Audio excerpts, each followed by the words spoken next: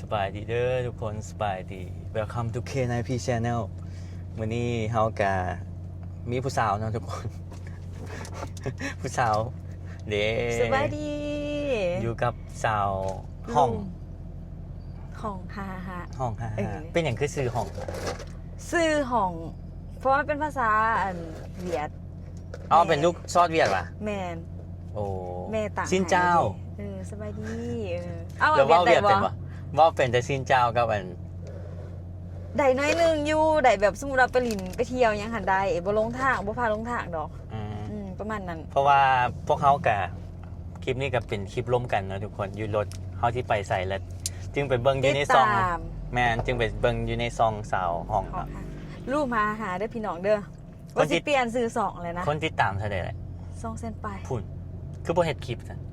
มันแบบบ่ฮู้สิว่า เบิดไฟ มันเบิดไฟเห็นบ่ผู้ใดเฮ็ดมาโดนประมาณ 5-6 ปีแล้วเบิดไฟตลอดแล้วก็ค่าเวียก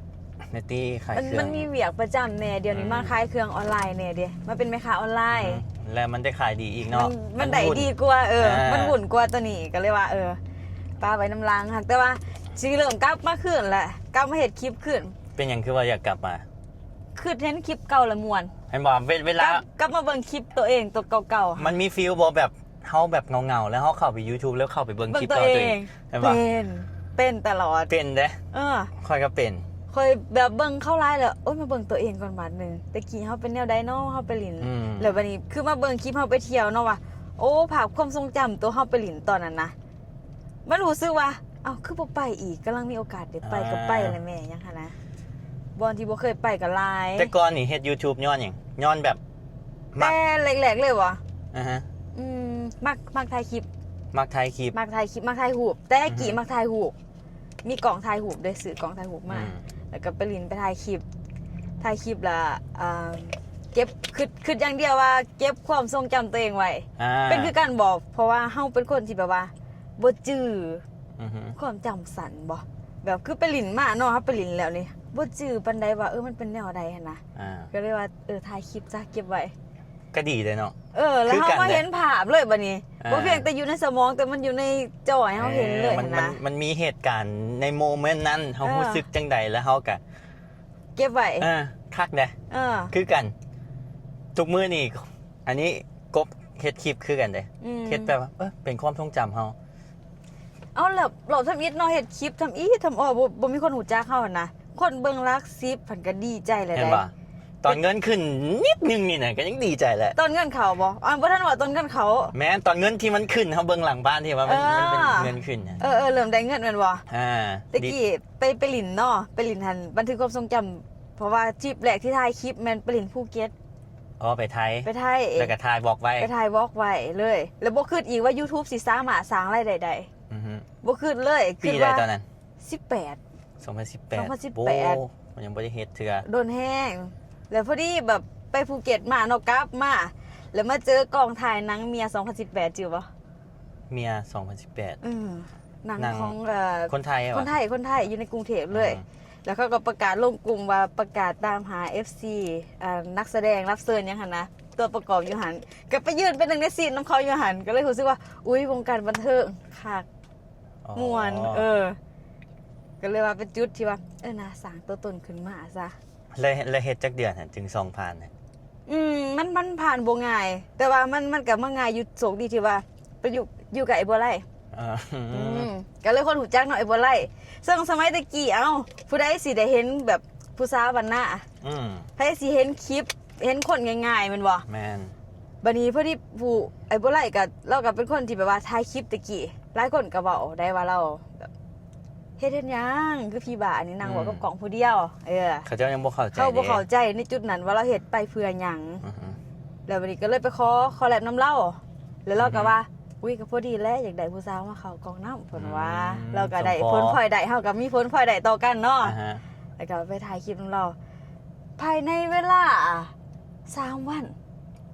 เปิดสั่งรายได้ได้เลย พอ แล้วก็เงิน ไว ขึ้น จังวะ เงินขึ้นแบบอันนี้เลย ก็รู้ว่าก ราฟพุ่งขึ้นเลยป่ะ แมนก็รู้ว่ามันได้เงินตัวนี่ก็เลยเฮ็ดต่อตั้งแต่นั้นมาเลย เอาแล้วไปจักเราจังได๋กับไอ้บ่ คนบ้านเดียวกันดิอีกอย่างเงินไกลๆกันเลย อยู่ใส่ แล้ว อยู่เมืองโขงนี่แหละ เมืองคง แม่นเมืองโขงแขวงสารวัตรนี่ สารวัน แม่ ลงไปพุ่นมาก่อนฮอดอันปากเซนตัว แม่ อ๋อ ไอ้ปิ่งไก่หน้าโปงหั่นเด้ อ๋อเออ ปิ่งไก่ โอ้ หน้าโปง จือแหละ ราคา จื เมื อ อง แหละ โขงน่ะ อือฮึ นั่นแหละ แล้วประมาณ3วันเปิดสร้างรายได้ๆก็ม่วนแล้วบัดนี้ เริ่มจะเฮ็ดคลิปตอนเช้าแม่นไปขายของเนาะก็ยังอยู่ตลาดแต่ใดแลงมา2:00 นนี่มันสิมีเอื้อยผู้หนึงเราเฮ็ดเวียกนำตะกี้ซื้อไอโฟนเป็นทุกอย่างเลยพุ่นน่ะ บอก เป็นทั้งตากล้องเป็นทั้งคนขายของซอยทุกอย่างคิดคอนเทนต์ซอยกับแมน อืม 2:00 นมาเอื้อยฝนปะแนมหน้ากันก็หูแล้วไปหน้าแล้วนะ ไปถ่ายคลิป ไปถ่ายคลิปสื่อกุ้งห้อยปูป้าสื่อไก่ กิน สื่อ มา หยั แต่ ง ก่อนที่คอนเทนต์ คอน กิ เท น นต์กินคอนเทนต์บันหน้าแต่งกินแต่งอยากนี่แหละ อือฮึ ก็ได้น้ำตัวนั้นไลฟ์คนก็หูจักบันนี้ลังๆมา มันเห็ดง่ายเนาะคอนเทนต์มันเป็นคอนเทนต์ที่เห็ดสบาย เอ้าก็เฮาก็กินทุกมื้ออยู่ดิ แม่นและอีกอย่างมันเป็นแบบสไตล์บ้านหน้าหนึ่งมากก็สิเฮ็ดคอนเทนต์นี่บ่ยืนยาวเพราะว่าห้องบ่มีหน้า อ๋อ เป็นคนบ่ได้มีหน้าแท้ๆหั่นนะ แล้วเฮาไปถ่ายอยู่นา เฮา ผู้ ไป ใด ถ่ายอยู่หน้าไอ้บัวไร่หน้า อ๋ บ อ อล ไปหา บ่เลี้ยงงัว ไปบอล ไปบอลเขาจะถ่ายคลิป อ่า หั่นแหละต่างแต่ว่าเฮาแชร์กันเขาเป็นสถานที่เฮาเป็นอาหารไปแชร์กันถ่ายคอลแลบกันหั่นนะก็สิประมาณนั้น มื้อละจะคลิปตอนไหน อุ้ยมื้อละ2คลิปเด้ ฝุ่นตอนแอคทีฟเนาะ แอคทีฟแห้ง จากปีที่ว่าเฮ็ด2คลิป ปีหนึง ที่แบบสม่ำเสมอเลย สม่ำ มื้อละ เสมอเลย 2คลิป มื้อละ2คลิป ถ้ามื้อใดบ่ได้ปล่อยคลิปรู้สึกจังไดตอน โอ้ทุรนทุรายเดึกมากก็ต้องกิน กินยังก็ได้ แม่นบ่ ไป ต้อง เอา ต้องหา มา คอนเทนต์ถ่าย แม่มีเทื่อหนึงคลิปหนึงบ่ได้บอกไผเลยย้อนก็เสี่ยงชีวิตคือกัน อืม ย้อนข้อบ่ฮู้ปานใด อืม เคยกินหอยเซอรี่บ่ อ่า หอยหน้าหั่นนะ อ่า อันนี้ ที่มัน บ่ มี ฮู้ ตาเด้ เออ ที่มันมีตา แล้วนี่ไปถ่ายคลิปเนาะหอยอันว่าไงจังซี่แหละไปกินทั้งตามันเขาโอ้ กินตามันแล้ว กิน เมา ตา เด้ เมาเมา ตามัน แห้ เมา งแล้ววันนี้หลังจากนั้นมานอนกินแล้ว4 โมงเนาะนอนจนหอด6 โมงมื้ออื่นเพิ่นเมาตาหอย 4โมงเช้า 4 โมงแรกนี่จนหอด6 โมงเช้า ป่า เมาตาหอย แล้วคลิปนั้นบ่ลงอีกยันถึกด่าว่าเป็นหยังคือบ่แก้ออกจังซี่จังซั่นหยังหั่นนะ อ๋อ แต่คลิปนี้เป็นความลับที่กำลังมาบอกมื้อนี้เด้อ อาย บอสแต่ก่อนนี่กบนี่กับเบิ่งคลิปอันเสาห้องคือกันแต่ แม่นบ่ เห็นแม่นเพราะว่าแต่ก่อนนี่เบิ่งไอ้บัวลายเด้ อืม แล้วก็เห็นผู้สาวอันนี้แล้วก็ไปถ่ายคลิปกับไอ้บัวลายเนาะ แล้วคลิปแรกที่เห็นมันคลิปจะได้ บ่จื้อ จื้อใด จะจื้อฮู้แต่ว่าไปกินอีหยังกับไอ้บัวลายแหละ อ่า แต่ว่าเห็นมาแบบมักถ่ายคลิปแท้แต่ก่อนนี่คนอยู่ภาคใต้จะเห็นหลาย YouTube แม่น แล้วคนอยู่เวียงนี่กับบได้สู่เห็ดอยู่เหนือกับบดสู่เห็ด บ่ อะ สูมีแมนบดสู่แบบอาจจะมีแต่ว่าบได้บูม เออ เห็ดให้เฮา เออ ฮู้จักสนใจปะเนี่ย แม่น มีแต่เห็ดไอ้บัวไหลไอ้โซกะ โซกับไปหา ก็ไปคอลแลบเราแต่ แม่น ก็มีเริ่มมีคนติดตามกันย้อนไอ้บัวไหลคือกันแต่ แม่นและเอ้าพีคส่วนนั้นแม่นไออีโปงล่างมา อ๋อ ก็มาเลื่อนเด้ บ่ ไออีโปงล่างมา เอาได้เบิ่ง เลื่ ยูคลิปเนี่ยได้เบิ่ง แล้วมาแล้วเราก็ไปเฮ็ดคลิปกินหยังหั่นแหละแล้วเราก็ไปเฮ็ดคอนเทนต์ต่อเลยแล้วยอดวิวเราก็ขึ้นเลย คนหูจักเราหลายขึ้น อืม แล้วลุงเด่นหูจักบ่ ลุงเด่น ลุงเด่นพากินพาเที่ยวหั่นเด้ก็มาคอลแลบกัน เราไปกับไอ้โตโต้ตอนนั้น อ๋อไอ้โตเองจ้ะ แม่นเราไปนํกัน คอนเทนต์ที่ว่ากินนี่ก็มีแต่ไอ้โตนี่แหละ ไอ้โตโต้นี่ ที่ว่า อยู่เวียง อยู่เวียงที่ว่าดังแฮง แม่นหูจักกันประมาณนั้นเนาะหักส่วนร้ายตะกี้หันพวกเฮ็ดคอนเทนต์หันคิดว่านั่นใดเป็นการแบบพักดันกันขึ้น เขาบ่ได้ แมน เขาบ่คิดว่าเป็นการมันหยาด FC กัน เขาหมายว่าคนมาถ่ายคอนเทนต์นำนี่แห้งดี แห้งดี มีหลายคนถ่ายนำกัน แม่แห่งมีแบบสีสัน อือฮึ สีสันของคลิปให้คนแบบว่า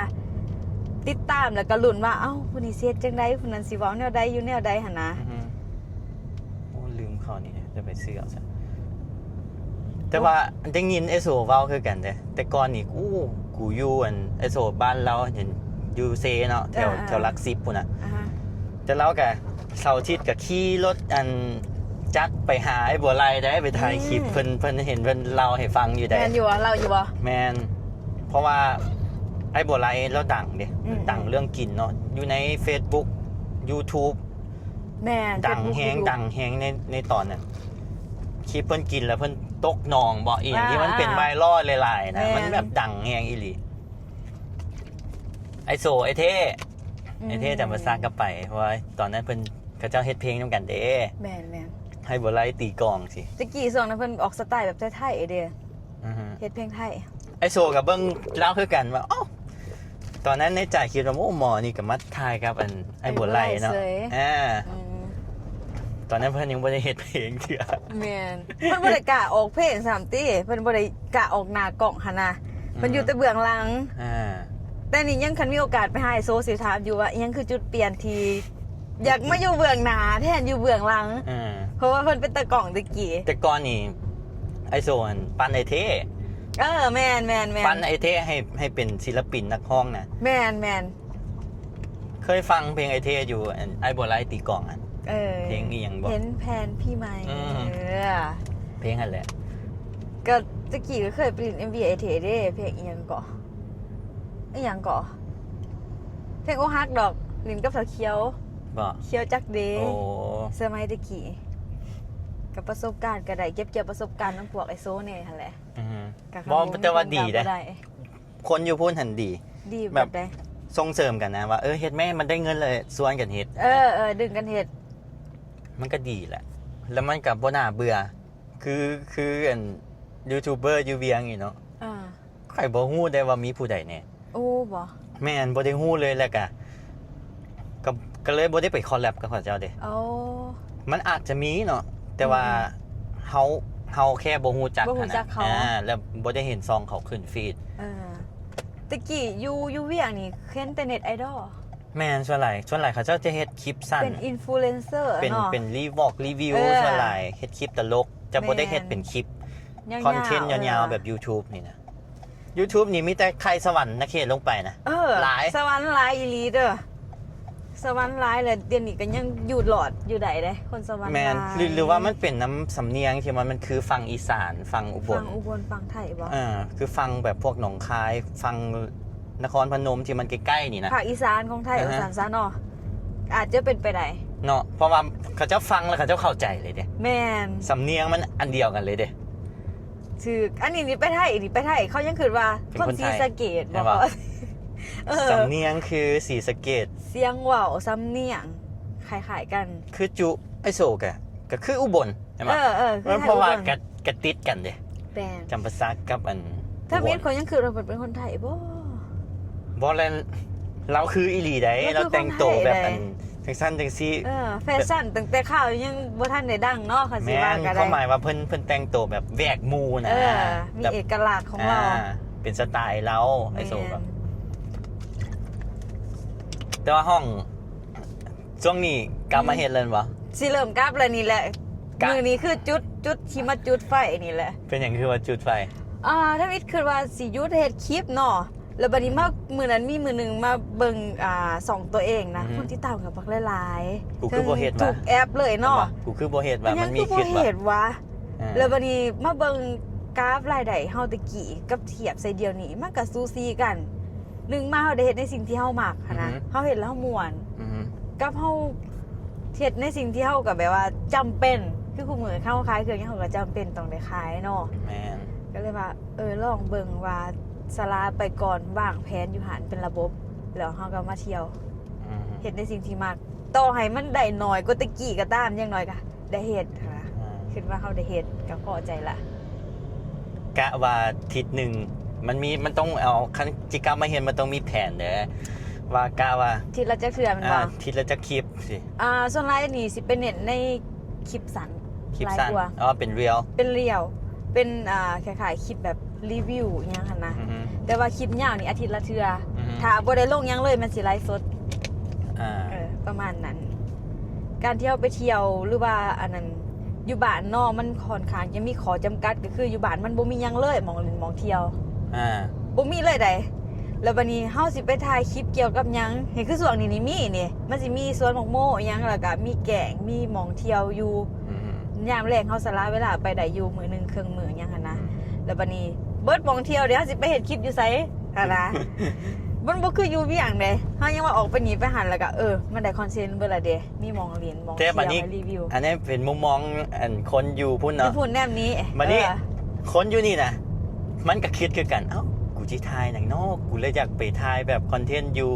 ทงไห้ทงนาแบบเห็นบ่มันสลับกันเห็นบ่แบบ ถ้าบางทีก็ว่าคนเบิ่งเฮาเขาสิเบิ่งบ่สมมุติว่าไปกินห้านดังห้านนี่เขาเปียกอันนี้อันนั้นขนาดแล้วบัดนี้มันอีกอย่างมันก็บ่มีหมู่แน่เฮาสิไปแล้วเฮาไปจับกล้องคนเดียวมันเด่นกว่าหมู่เด้บางทีเฮาก็ขี้ค้านเนี่ยเฮาต้องลมกับกล้องคนเดียวสินะแล้วบัดนี้นี่แหละคือจุดที่เฮ็ดให้เบิดไฟเห็นบ่คือจุดที่เฮาอยู่ผู้เดียวโตคนเดียวปรึกษาไผบ่ได้มันบ่จักว่าสิเฮ็ดหยังวะสิถ่ายหยังวะแล้วเวลาออกไปถ่ายคลิปแม่นบ่มันต้องมีโยนหมู่กันโยนคำถามกันมันจึงบ่มีความน่าเบื่อมันต้องแบบมีการสนทนาตอบโต้กันจังซี่มันจึงบ่เบื่อคันว่าผู้เดียวนี่สมมุติว่าเฮาคิดคำว่าบ่ออกแล้วมันก็เป็นเขาเอิ้นว่าอีหยังก่อเดดไลน์บ่อีหยังก่อเป็นอีหยังมันบ่มีสิหยังเบิดหั่นนะมันก็จะแบบมันเงียบไปต่อเลยเนาะแล้วเขากับแบบรู้สึกเฟลรู้สึกว่ายังต่อเนาะอันนี้ก็เป็นจุดนี้คือจุดที่1สาเหตุที่ให้เมิดไฟแสดงว่าก็ต้องไปหาหมู่เกาะกลุ่มไว้ต้องมีหมู่อย่างหน่อยเขาเฮ็ดคลิปเขาก็ได้เฮาเฮ็ดคลิปเฮาก็ได้ของไผของมันแต่ว่าเวลาถ่ายคลิปนะเฮามีหมู่ล่มสนทนาสังเกตแม่ส่องได้ทียังอยู่ได้โดนๆคือเขามีทีมงานมีหมู่คันผู้ใดเฮ็ดตัวคนเดียวเลยค่ะสิค่อนข้างเบิ่งแบบว่าน่าเบื่อไปแม่นทุกสองเลยแม่นอันนี้แม่นตัวนี้ตามประสบการณ์จริงๆถ้าว่าผู้ใดเป็นแนวนี้ประสบอยู่ในจุดนี้ยืนอยู่จุดนี้คอมเมนต์มาเด้อแม่นบ่หลายคนผู้ทั้งข้างนี่หลายคนเป็นเบิดผู้ทั้งข้างก็เป็นคือบ่ไรเราเฮ็ดคลิปกินแล้วก็ยังกินอยู่หั่นเพราะว่าโตต้นของเราคือการกินแต่แรกเลยแล้วทุกมื้อแล้วก็กินเด้ก็กินก็เราก็เลยบ่ได้ซีเรียสว่าที่ไปถ่ายไปเที่ยวนั่นเที่ยวนี่ต้องคิดคอนเทนต์หลายของเรามีแค่ว่ากูสิกินหยังมื้อนี้แค่นั้นเองมันค่อนข้างจะแตกต่างกันแมนยุกินแนวเก่าซ้ำกันแต่มันก็เป็นมือใหม่เด้แมนมันก็ยังดีก่อนแต่ว่าคอนเทนต์แบบคือห้องนี่เอาคอนเทนต์จังไงเดี๋ยวนี้จีว่าจังไงไลฟ์สไตล์ทุกมือไลฟ์สไตล์ทุกมือแล้วก็ในความมากก็คือมากไปเที่ยวหั่นแหละถ้าว่าเฮาเฮ็ดคอนเทนต์อีกบาทนึงก็คืออยากไปเที่ยวนี่แหละคือบอนที่เฮาสิไปเนาะก็เป็นบอนที่บ่เคยไปจักเทื่อก็ตื่นเต้นนี่แหละจังว่าตื่นเต้นที่สิได้ไปได้เห็นหม่องใหม่ๆเห็นหม่องใหม่ๆพาไปเที่ยวหม่องใหม่ๆหลายๆคน FC มาแวะก็ว่าดีใจที่เฮาได้พาแม่ไปเที่ยวอย่างหั่นนะเขาเบิ่งคลิปที่ว่าของพาแม่พาพ่อไปเที่ยวอย่างหั่นนะแบบเปิดโลกว่าซั่นซะเปิดทั้งโลกเฮาเองทั้งโลกเพิ่นดีนะแต่ว่ากบก็อยากพาครอบครัวไปเที่ยวอยู่แต่พ่อแม่แต่ว่าตอนนี้นี่ขอไปเปิดโลกคนเดียวก่อนเพราะว่ายังบ่มีงบนะก็หมายว่าเฮายังพอกุ้มตัวเองอยู่เฮาอยากไปลองไปเที่ยวก่อนแล้วเฮาจึงมีเป้าหมายว่าโอเคสถานที่นี้มันงามเฮาจะตั้งใจเก็บเงินแล้วจึงพาเราไปตอนนี้คล้ายๆว่าเฮาไปเซอร์เวย์ก่อนไปเบิ่งทางก่อนทางยางไงหรือยางยางบางทีพาไปก็ได้เพียงแต่ไปน้ำทั่วเพราะว่าพ่อแม่เฒ่าแล้วก็เซอร์วิสที่ดีที่สุดคือทั่วแม่นคันเฮาเซอร์วิสเองนะบางเทื่อเฮาไปยังมีมือลงมือบ่ลงแม่นบ่ยังมีมือผ่าแต่ไปน้ำทั่วก็มีแต่ความสบายเลยกินข้าวอีหยังทุกอย่างเด้มันก็ดีแหละมันดีในจุดนั้นแต่ว่าเฮาไปเองคือตอนไปจอร์เจียเนาะไปเองเฮาก็วัยรุ่นเนาะก็มีแบบเวลาแฮงเอาเวลาแบบวัยรุ่นแน่นะแต่คันผู้เฒ่าไปแบบเฮาไปได้บ่เมื่อยได้เมื่อยแม่นเมื่อยแต่ว่าคันไปน้ำท่วมมันอาจสิสบายกว่าแบบนั้นแหละแต่ว่าห้องไปจอร์เจียนี่ก็ถ่ายคลิปอ่ะถ่ายตัวเอาลงอยู่อ่ะลงบักหลายๆคลิปไปจักทิศไปพอดี10 มื้อจอร์เจียมันอยู่ไสยุโรปเอเชียแล้วก็ติดยุโรปเอเชียมันยังอยู่ใกล้ๆกับรัสเซียนี่นะงามบ่งามวีซ่ายากบ่ยากยืนออนไลน์เลยลีดในหัวเลยได้ตอนนี้ไปเลยลีดในหัวแล้วจะมาหาเงินก็เนาะช่วงนี้กะมันเป็นประเทศที่ฟิลสวิตเซอร์แลนด์แต่ว่ารายจ่ายแบบเอเชีย จ่ายน้อยๆบ่ได้เบิดหลาย ใครแน่สัน ส่วนนั้นทั้งไปหลายคนแล้วก็มาแชร์กันเฮาเซารถแล้วก็นอนแบบเพื่อนนะเขาเอิ้นอีหยัง Airbnb Airbnb บ่ อืม แบบเอาเบิดหลังเพื่อน แม่นเขา ให้ เซาเป็นหลังแล้ว เออ มันมีห้องมีเฮือนครัวมี แม่ เรียง น ครบ แม่นมีตู้ซากให้พร้อมอีกนะหั่นสบาย มันคักมี Airbnb นี่ไปเที่ยวแล้วคักเลย อันนี้ ขั้นไปเป็นกลุ่มมันน่ะคัก เออ เลย บ่เคยนอนโฮสเทล ใช่ป่ะ แม่นบ่กะ ไปกับไอ้ตุ้ย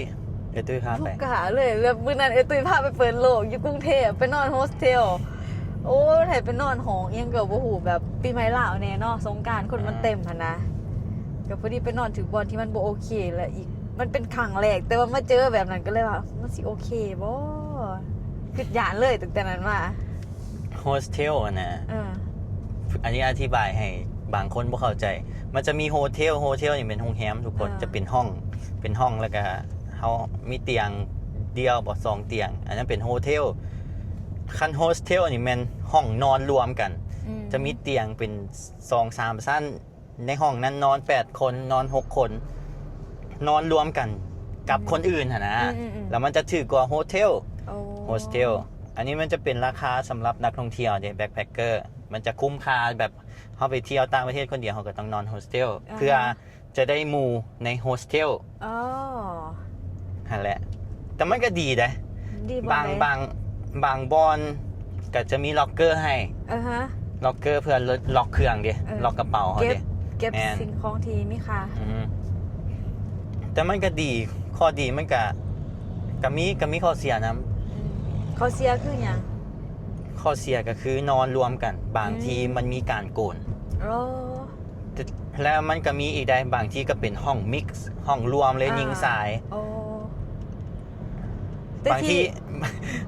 อะไร ที่ไปพักโฮสเทลมาที่โหดสุดเป็นตัวใดที่จือ โหดสุด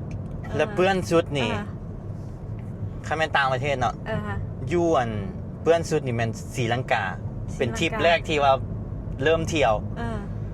มันเขาก็บ่เคยนอนโฮสเทลเนาะ อืม เข้าใจป่ะแบบไปตุ้ยพาไปปุ๊บแล้วก็เอ้ามันเป็นจังซี่ผ้าปูมันแบบเก่าอะนะ มันจะมีคราบหน่อยนึง และสำหรับเขาตอนนั้นเขาก็มันก็ได้อยู่ได้ตอนนั้นเขาบ่ฮู้เดี๋ยวว่าโฮสเทลที่ดีมันควรประมาณนี้มาตรฐานมันจังได๋เขาก็โอเคบัดไอ้ตุ้ยว่าโอ้โหเบิ่งในรูปแบบงาม อันนี้บ่ตรงปกขี้ร้ายไอ้เฮาผัดไปครั้งแรก บ่เคยเนาะเฮาบ่ เฮา รู้ ก็ จั ว่าก มันก็ได้อยู่ได้มันก็ได้อยู่ ถ้าเทียบกับบ้านพักถึกๆอยู่ลาวอะนะ แม่น มันก็จะซ้ำๆกัน อ๋อ แล้วก็มันก็ได้อยู่ หลังจากนั้นเราพาไปแบบมองดี เริ่มดีขึ้นบัดนี้เขาก็ตัวหานันเฮียเลย ตัวนั้นแบบอันนั้นเลย บ่ได้เลยเนาะ อือฮึแต่บางบอลน่ะมันกับฟิลแบบบ้านเลยนะ โฮสเทลบ่ โฮสเทลแบบเป็นฟิลที่ว่า เขาเจ้ามีแบบเพื่อนกับเจ้าน่ะ ฮะ คือไปมาเลยเพื่อนกับเจ้าแล้วเขาเจ้ามีห้องลูกเขาเจ้าแล้วก็ให้ห้องหนึงวาง แล้วก็มี6เตียง6บ่อนนอน ฮะ พอมันก็ขึ้น เป็ เป็น นเตียง สั้นเตียง2สันแม่น แม บ่ น2สั้นแล้วก็อยู่รวมเขาใส่ห้องน้ำเดียวกับเขา โอ้ เงินครัวกับอันเดียวกับเขา ฮะ ก็เลยว่ามันเป็นฟิลแบบจังซี่มันก็คัก เพื่อ ได้ นเนาะค แต่ ล้ายๆ มัน เพื่อน มันเป็นฟิลที่ว่าเฮาไปยามพี่น้องเฮาอยู่ต่างแดนซื่อ ฮะเขาก็บ่ย่านอีกเนาะว่านักท่องเที่ยวสิมา ก็หั่นแหละก็เลยว่า อันตรายเฮาบ่ ๆก็เลยว่ามันคักเว้ยบางคนแฮงไปอยู่เดือน2เดือน แล้วก็ไปซื้อออกตลาดไปซื้อของกินมาแต่งกินเลย โอ้ อันพวกแบ็คแพคเกอร์นะ ๆ ก็เลยอิจฉาชีวิตเขา ๆจะว่าโฮสเทลอยู่ลาวมีบ่ มี มีมันบ่ ก็ดีได้โฮสเทลอยู่ลาวก็ได้อยู่ สะอาดอยู่บ่ มันขึ้นกับโฮสเทล สถานที่มันบ่ แม่น อันนี้บ่เคยนอนจักเทื่อเดียวสิมีทริปที่แบกเปเที่ยวดอก อือฮึ ถ้าติดตามต้องไปเกาะเอ้ยตุ้ย แม่นเดี๋ยว ให้เอ้ยตุ้ยพาเปิดประสบการณ์ เดี๋ยวบาง แล้ว ที่ สิฮู้ พี่กายนี่พวกเขาจะไปเที่ยวน้ำกันเนาะแพน เออ แพนว่าจะไปเที่ยวน้ำกัน แต่บ่ได้ไป แต่ว่าแพนตัวนั้นเลื่อนจะไปประเทศใดอีหยังเขาบ่บอกเนาะ อืม แต่ก็เลยนี่แหละก็ฮู้จักกันผ่าน Facebook เนาะ